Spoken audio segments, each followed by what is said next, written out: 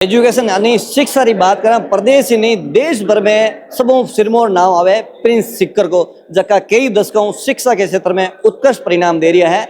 अब प्रिंस शिक्षा के साथ शुरू ही खेल ने प्रोत्साहन दे रही है, लेकिन अब एक और खेल जगत में ने बहुत बड़ो कह सका इनोवेशन करियो है।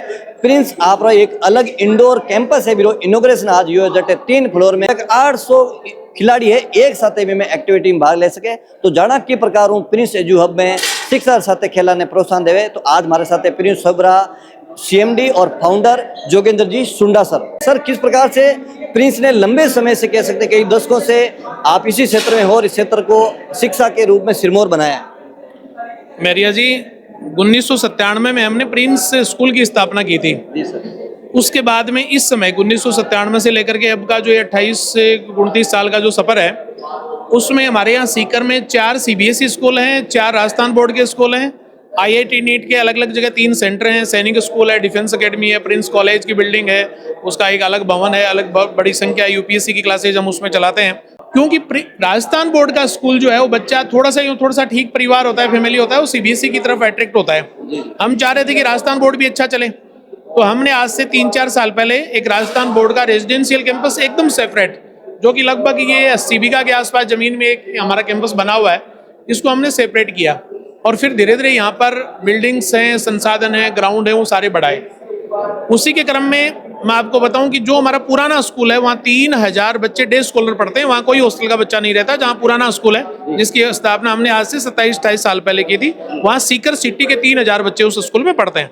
3000 की जगह फुल रहता है। हॉस्टल के बच्चों के लिए हमने जो 80 बीघा में नया कैंपस बनाया, इसको पिछले 4 साल में बढ़ाते बढ़ाते हमने इसको एकदम पीक लेवल पे ऐसी स्थिति में ले आए कि जहाँ सारी फैसिलिटी हो। इस कैंपस में भी 3000 बच्चे रहते हैं। ये कैंपस भी ये कंप्लीट रेजिडेंशियल है। यहाँ कोई डे स्कॉलर एक सिंगल बच्चा भी बाहर से नहीं आता, कंप्लीट रेजिडेंशियल है। यहाँ पहले से फुटबॉल के, बास्केटबॉल के, वॉलीबॉल के बहुत अच्छे ग्राउंड बने हुए हैं। बहुत ग्रीन ग्रास के ग्राउंड आप आगे दिखाओगे तो 2 तो फुटबॉल के बड़े ग्राउंड बने हुए हैं। यहाँ हमें कुछ जरूरत थी कि कुछ बच्चों को और अपन स्पोर्ट्स की फैसिलिटी दें, तो हमने ये एक इंडोर स्टेडियम यहाँ पर ये बनाया। ये पिछले 8 महीने में बन करके तैयार हुआ है और ये इतना बड़ा स्टेडियम है, 5 मंजिल का इंडोर, इसमें एक साथ 800 बच्चे खेल सकते हैं। बैडमिंटन वाला अच्छा बैडमिंटन कोर्ट के 3 बैडमिंटन कोर्ट बने हुए हैं, उसमें बच्चा खेल लेगा। रेसलिंग और कबड्डी का एक फ्लोर पे 2 बड़े ग्राउंड बने हुए हैं, वहां चला जाएगा। इस एक फ्लोर में अपन खड़े हैं, 21 लेन है शूटिंग रेंज की, ये भी इंटरनेशनल नॉर्म से बना हुआ।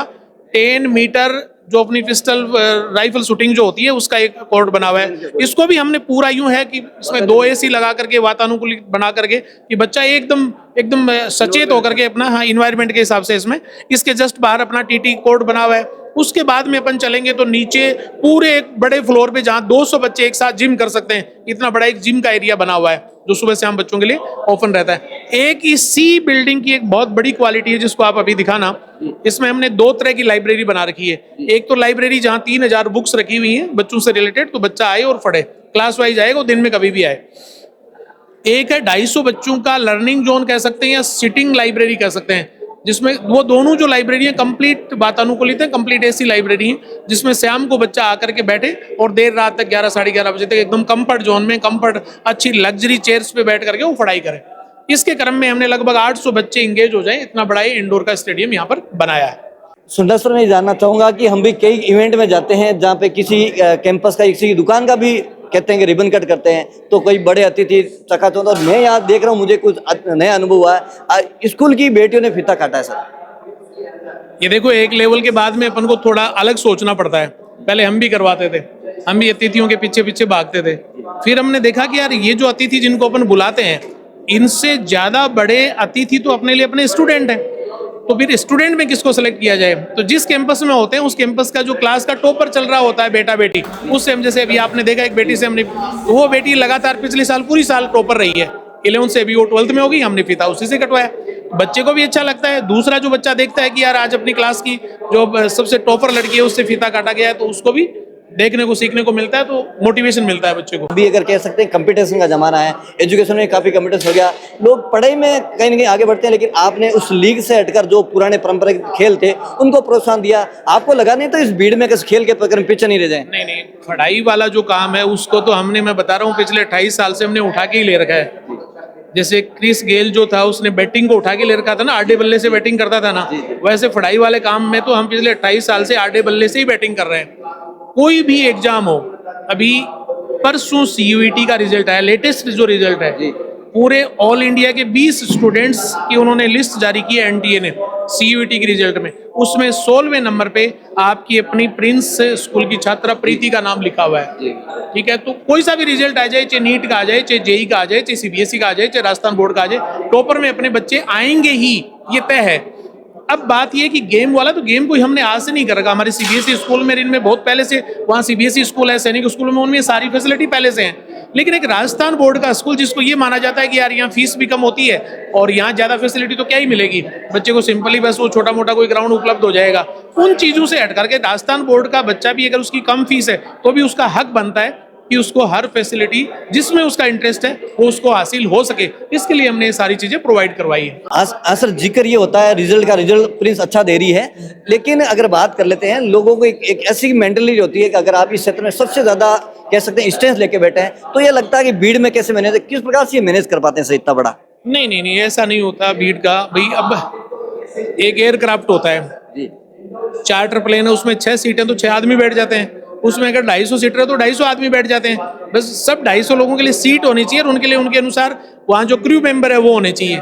वही हमने यहाँ कर रखा है। हमने हमारे हर कैंपस का अलग मैनेजमेंट का एक बहुत जिम्मेदार आदमी है, उसके अंडर में उसका असिस्टेंट जिम्मेदार आदमी है, फिर वहाँ का हॉस्टल सुपरिटेंडेंट है, फिर वहाँ के अलग अलग बिल्डिंग वाइज हाउस इंचार्ज है।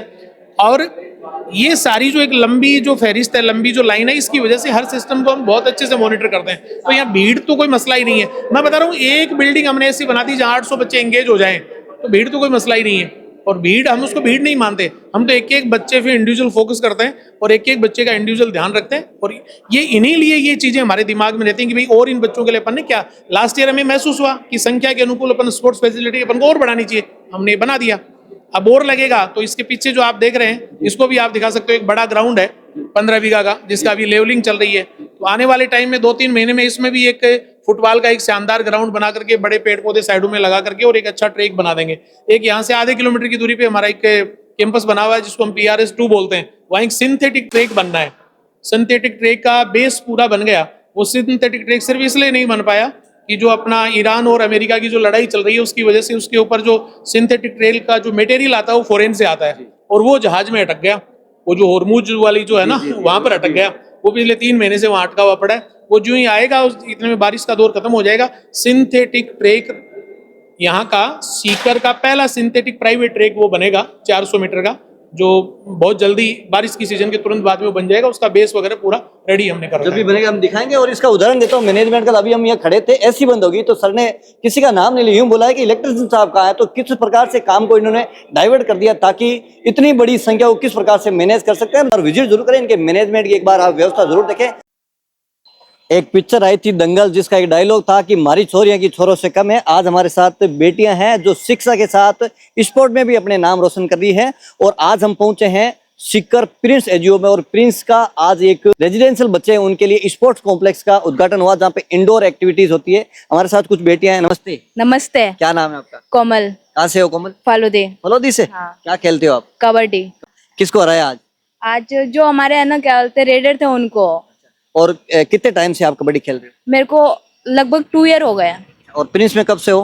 3 ईयर्स है। 3 ईयर से। कौन सी क्लास में पढ़ते हो? अभी 10th में हो, 7th में आई थी। अच्छा, यहाँ पे पढ़ाई के साथ स्पोर्ट की एक्टिविटी कैसी लगती है आपको? बहुत अच्छी है, मतलब कि हर चीज में फर्स्ट पे है। और आज ये इंडोर कह सकते हैं कि स्पोर्ट कॉम्प्लेक्स खुला, इससे क्या फर्क पड़ेगा? इससे मतलब कभी मतलब मौसम खराब हो तो इसमें खेल सकते हैं। नमस्ते। नमस्ते सर। आपने खाना नहीं खाया क्या? खाए ना। अच्छा, क्या नाम है आपका? तनुश्री। कहाँ से? जोधपुर। आप भी कबड्डी खेलते हो? यस। कितने टाइम से? 3 साल से। और अब जिस प्रकार से प्रिंस ने ये रेजिडेंशियल कह सकते हैं इंडोर अब स्टेडियम आपके अंदर डाल दिए जिसमें आप खेल पाओगे, इससे कितना फर्क पड़ेगा आपके खेल? आगे तक स्टेट तक जा सकते हैं गर्ल्स के लिए। पढ़ाई कौन सी कर रहे हो? कौन सी कर रहे हो? 10th क्लास में। पढ़ाई के साथ स्पोर्ट भी बढ़िया है यहाँ पे? यस। बिल्कुल। तो बेटियां यहाँ पे खेल रही है, आप देख रहे हैं पूरी फ्रेम में ये बेटियां भी अब तैयार हो रही है खेलों के लिए, जो अपनी शिक्षा के साथ अपने क्षेत्र और परिवार का नाम रोशन करेगी।